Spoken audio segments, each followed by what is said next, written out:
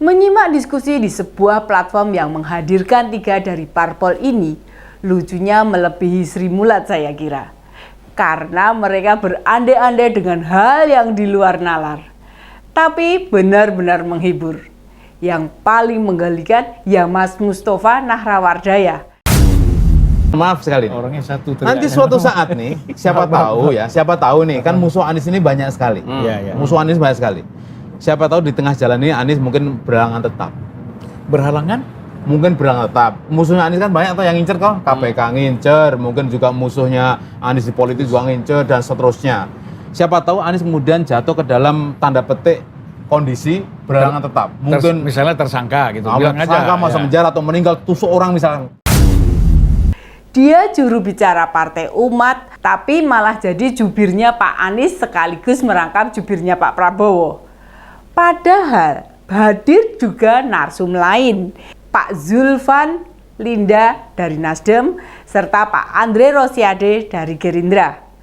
Kata Mas Mustafa bilangnya gini, siapa tahu Pak Anies mungkin jatuh ke dalam, tanda petik, kondisi berhalangan tetap.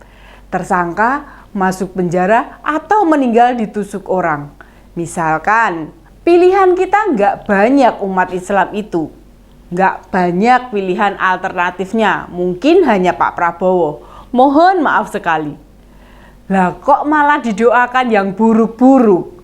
Apa pernah di Indonesia ini ada kejadian seorang calon kepala daerah bertaruh nyawa karena mau maju ke pilkada? Kan nggak ada.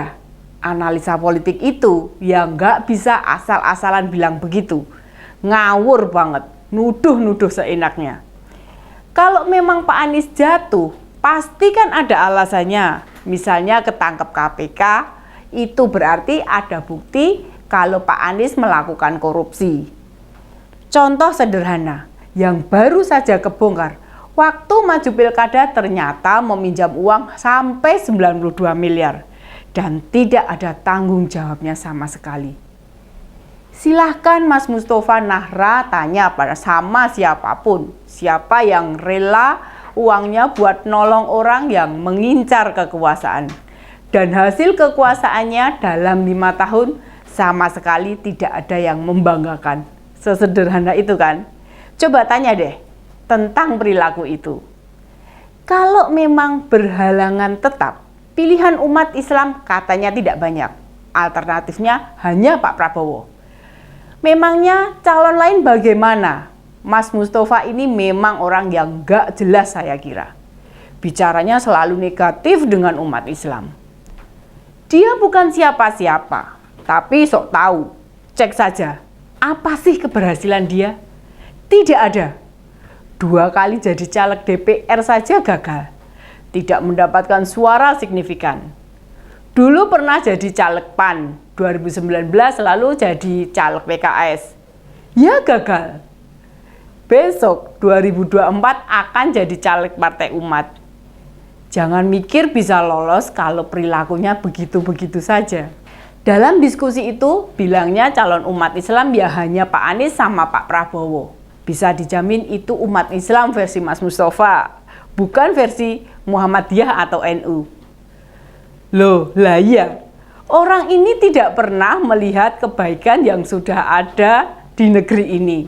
Faktanya dalam Pilkada DKI, suara Pak Anies 58%. Apakah tidak ada pemilih Muslim di antara 42% untuk Pak Ahok dan Pak Jarot? Atau kemenangan Pak Jokowi di Pilpres 2000 dan 2019? Jelas mayoritas. Mas Mustafa juga punya PR penting itu yang harus dikelirkan dengan penyelenggaraan pemilu. Akibat pernyataan Ketua Umum Partai Umat Mas Ridho Rahmadi kalau mereka memperjuangkan politik identitas. Urusannya kan jadi panjang. Bagaimana bisa Mas Mustafa bilang istilah politik identitas disesatkan oknum tertentu? Dan banyak intelektual tersesat dengan istilah politik identitas. Mas Mustafa juga berdalih ada pemaknaan negatif terhadap politik identitas yang diidentikan dengan gerakan politik Islam. Kita tahu, ini dia sebenarnya paham apa itu politik identitas dan apa bahayanya bagi NKRI. lidahnya udah kayak belut aja, muter-muter cari pembenaran supaya apa yang dikatakan oleh Partai Umat bukan sebagai suatu kesalahan. Mosok ketika ada politisi jelang pemilu datang ke masjid, pakai jubah, pakai peci, keluar masuk pesantren sebagai bentuk politik identitas. Yang dimaksudkan bukan begitu, Pak. Kalau jelang pemilu tiba-tiba ada caleg rajin ke masjid, ke pondok pesantren, datang ke berbagai pengajian, penyelenggaraan kajian, itu bukan politik identitas. Omongan Mas Mustafa ini memang berbahaya sekali. Dan sebenarnya banyak dari kita paham apa bedanya politik identitas dengan upaya politik merebut suara orang-orang Islam. Jelas sekali berbeda. Disebut pula yang rajin ke masjid atau dekat kiai kalau kalah langsung membenci Islam. Itu pernyataan ngawur dan mengada-ngada saya kira. Coba deh Mas Mustafa, tunjukkan siapa politisi yang memanfaatkan Islam. Dan ketika gagal lalu membenci Islam. Apa Pak Ahok dan Pak Jarot kalah dalam Pilkada DKI kemarin membenci Islam? Apa PDI Perjuangan selaku pengusung mereka juga membenci Islam? Atau waktu Pilpres 2014 dan 2019 Pak Prabowo kan dekat sama Pak Rizik Syihab FPI 212 dengan Ustadz Abdul Somad, dan waktu kalah apa Pak Prabowo juga membenci Islam? Orang model Mas Mustafa ini sebenarnya yang malah merusak Islam itu sendiri. Contoh politik identitas lain dari Mas Mustafa, waktu Pilpres 2019, Pak Kiai Ma'ruf Amin disandingkan dengan Pak Jokowi. Pertimbangannya karena bekas ketua MUI dan itu disebut politik identitas. Coba bayangkan, sekelas juru bicara partai politik memaknai politik identitas kok selevel itu. Ayolah, demokrasi kita sudah semakin maju. Masyarakat juga semakin cerdas. Mbok orang-orang kayak Mas Mustafa ini tidak dilibatkan lagi dalam politik. Karena omongannya justru memecah umat Islam, bukan malah menyatukan.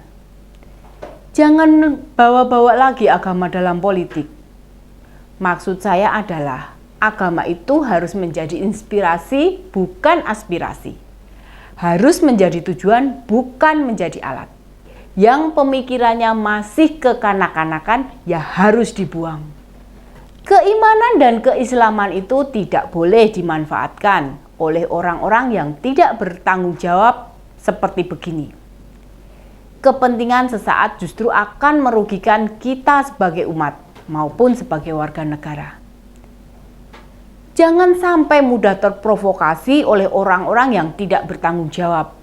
Dan soal politik identitas ini sudah dipersoalkan oleh Bawaslu. Tidak boleh ada kampanye atau mendiskusikan politik praktis di tempat ibadah. Sebab itu berbahaya sekali. Teman-teman, di negara Timur Tengah banyak muncul konflik, perang saudara. Pecahnya ya penyebab seperti ini, hal-hal seperti ini.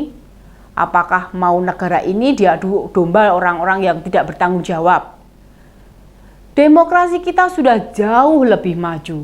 Jangan sampai kembali lagi ada demokrasi barbar. Partai politik berbasis agama saja jumlahnya tidak satu. Jika politik identitas kita bawa ke tempat ibadah, hampir dipastikan konflik sesama umat akan terjadi. Dan mereka yang menyebabkan itu semua dijamin tidak mau bertanggung jawab.